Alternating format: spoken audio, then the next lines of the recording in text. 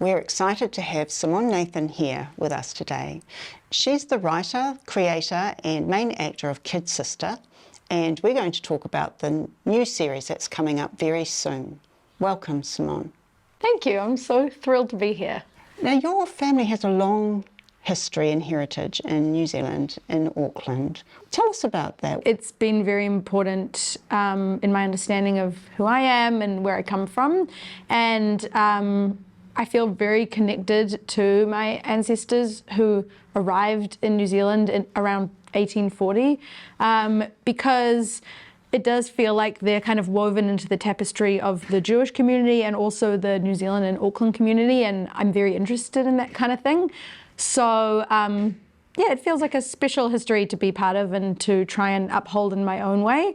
And I certainly think I've tried to contribute to Jewish Auckland in my way, but it's just not the same way as them. But quite different, yeah. Quite different to your ancestors. It is. I wonder what they would think of my silly TV show. Now, one of your ancestors I've done quite a bit of research on in my historical study, and you're named after her, Simone Nathan. Yep. And she was a phenomenal woman from what I know. And do you want to tell us what you know about Simone? Well, considering that you are so entrenched in the academia around her, you would probably be better equipped to talk about her.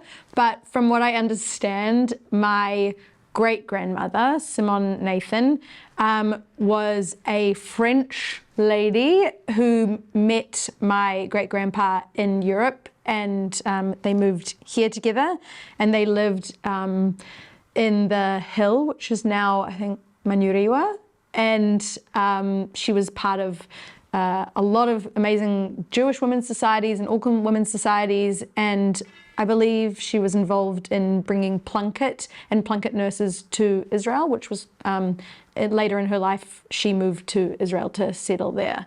What am I missing? Lots, I'm yes, sure. What she did was quite phenomenal in the sense that she did establish Plunket-style facilities in then it was Palestine, it was the British Mandate for Palestine amongst Jewish and Arabs over there in the 1920s. So this was quite radical in those days, and it just helped mothers care for their children, and it was something that New Zealand really got behind, and it was a way to contribute to the upbuilding of society in that period. So amazing. Yeah, she wrote a book, and the book was in my room when I was a teenager, and when people came over I used to say, and there's my book, because it said Simone by Simone Nathan.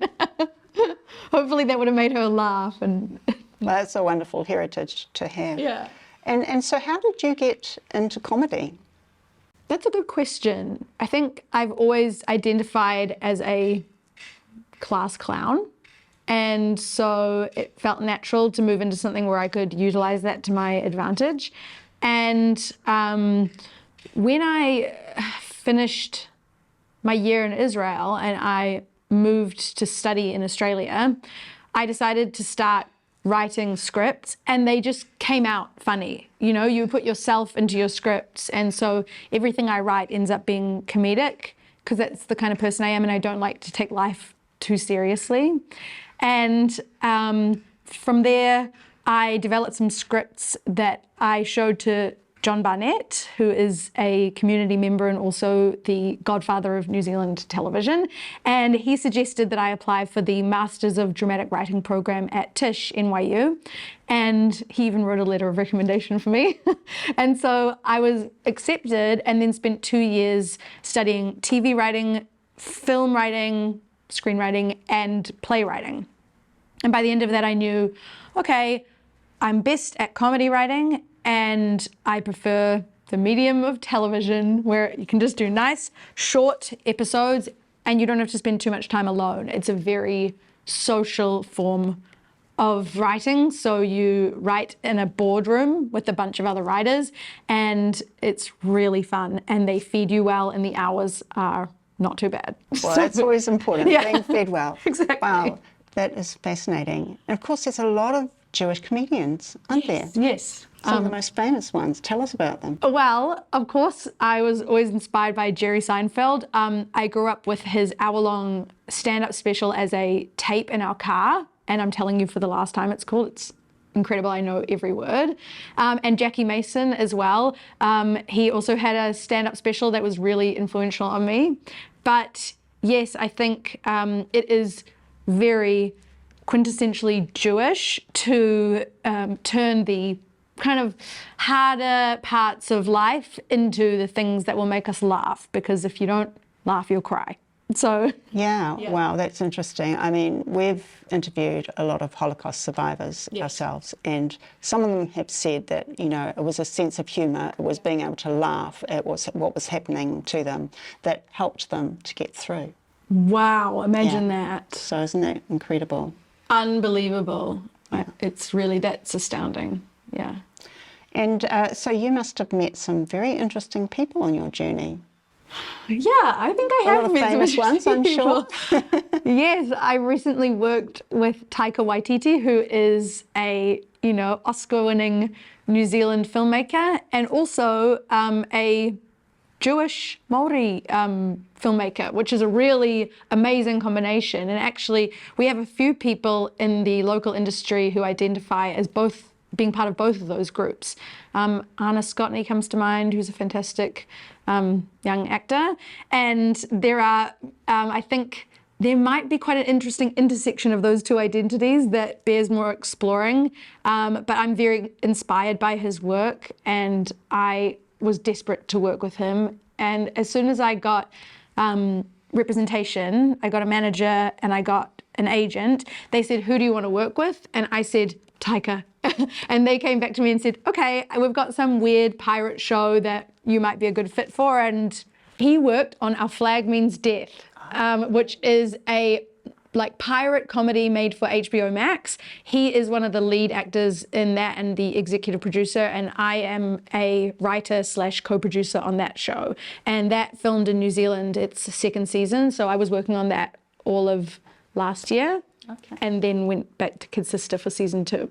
Right. I wish he was involved in Kid Sister, but he's too fancy. Yeah. So Kid Sister was your first show? Yeah, it was my first show that was written solely by me, but I had been in the writer's room for other shows when I lived in the States. So when I finished my postgraduate degree, I worked as an assistant on a show called Bloodline, and then I worked as an assistant on a show called Inside Amy Schumer, which was a funny show, a sketch show, and then I worked on the Pirate Show season 1 in a Zoom room during COVID. So it was my first staffing job and my first episode of television with my name on it. And I think all of those things helped me so that when I came back to New Zealand, I was taken a bit more seriously. And when my own show was applied for funding, it was accepted by New Zealand On Air and put forward to be made into a real show, which was really surprising and has been an amazing journey. So tell us about Kid Sister. I mean, it must be the first show that I can think of that really focuses on the Jewish community in New Zealand. Yeah. What was your thinking around Kid Sister? Initially, I wrote it to be set in the United States, in Boston, and I really wrote it more as a sample piece because I wanted to have something that was more personal and that I wasn't trying to write someone else's story, but I was getting closer to mine. But then when I came back to New Zealand, a producer at a company called Greenstone here said, what have you got? And I showed it to her and she said, why would you set this in America where you don't have any experience growing up as a Jewish person when you could set it here and it would be so much more personal? And she was right. I changed it to be set in New Zealand and immediately it was just so much better and felt so much more true to me, and I found it way easier to write. What was the question? And so what was the main kind of story you're trying to tell with Kid Sister? I think Kid Sister is a family comedy and a love story about what it's like to be Jewish in a country or a culture or a society that is not predominantly Jewish, and the challenges and the joys and the comedy that comes with that, because it's all of those things. And season 1, I think I'm trying to tell one story, which is about the clash between family and culture and the struggle as a young person of making those things work together. And then season 2, I think I'm trying to get into something a little bit, not deeper, but just different, about being in an adult relationship where you come from 2 different cultures and trying to find a way to actually make that work, because at the beginning that can be very exciting and fun and interesting, and then reality hits. You have families that have different cultures and maybe values, and you have different core beliefs or even just different practices and ways of doing things, and you need to see if you can actually push through that to have a life together, or whether it was just a fun idea that in the end you go, okay, that was cool, but no thanks. And I think for the other partner's perspective, taking on a whole culture that goes back thousands of years is a pretty big thing to sign on to, and you have to think carefully about whether you want to really do that for the rest of your life and with your children. At the same time, it can be really fun, I think, and it can be really worthwhile. So I got enough material from doing that in real life to write a show about it. Wow, that's so fascinating. Because in a country like Aotearoa, New Zealand, we are such a mix of cultures. We have a lot of mixed marriage kind of or relationships that some cultures don't have to quite the same degree. Mm-hmm. So I imagine there will be a lot of resonance with that. I hope so. And I think I definitely felt with season 1 that our viewership extended beyond the Jewish community, which for me was the most important, that I felt that this spoke to my people and that they felt not represented by it, but they found it funny and familiar and inoffensive. And indeed, I think that they really did embrace it. But I was also really moved and excited by the fact that people from other backgrounds and ways of life came to me and said, wow, this is my story and this feels really true to me. I think not to, steal John Barnett's kind of philosophy, but he does speak often in interviews about how all of the shows and the movies that he's worked on to him in some way feel like a Jewish story. And so in Sione's Wedding and Whale Rider and My Wedding and Other Secrets, to him, he has a perspective that, of course, these are stories about those cultures, but they're also, to him, stories of Jewish culture because they tell the same underlying themes and challenges that he faced or that his community has faced. Well, that's so true, isn't it? Yeah. I mean, we do have a kind of shared humanity, and there are aspects that are in every culture, and that's what I guess artists and comedians like yourselves tap into to tell those stories, and stories are so important. Definitely. And did you find that you had a good reaction to your show? Were there any negative reactions? Look, the great news for me is that I haven't had any negative reactions brought in front of me. So if there have been, they have been very kindly and politely kept at a distance. Having said that, I, of course, am open and willing to hear if people find things, if people say to me, that's not my experience, or actually I think you should think harder about this or that. So we'll see how season 2 is received. I'm always trying to outdo myself a little bit, but I never put things in for shock value, and I'm never trying to, I don't know what the term is, like kick up dust. Right. I think I'm just telling a story and trying to make people laugh and cry.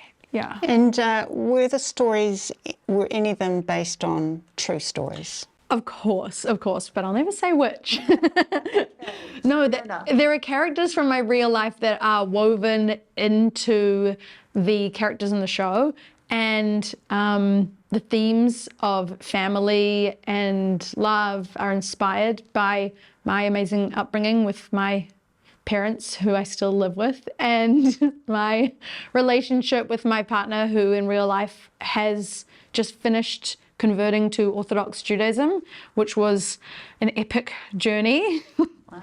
But of course, for TV, you do have to play things up to create drama. So I like to think that the world of Kid Sister is a sort of a,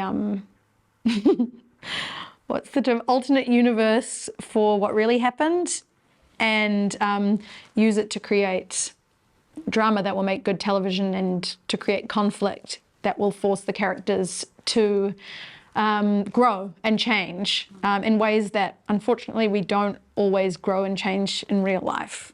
Yeah. I think that's the great thing about comedy, isn't it? It's like putting a mirror up to yourself. Yes. And being able to see things that you might not see otherwise. Yes, and I think that the more brutally honest you are about yourself and your own experience, and the more, I always forget this word, what's the word when you're willing to show your vulnerability? I think that is the word, yeah. The more vulnerable that you are, the more that the audience can feel connected with you. And so that can be a little bit of a dangerous art form sometimes, but it can be really rewarding as well when people come to you and say, wow, that actually really spoke to me, and I've been through that. I didn't know other people had been through that. So I think the reception of the show has been overwhelmingly positive, and I've been so grateful to the Jewish community for the support that I've received, and the wider New Zealand community, because I think Aotearoa is really open to hearing stories that they don't really know about or haven't been given a window into before.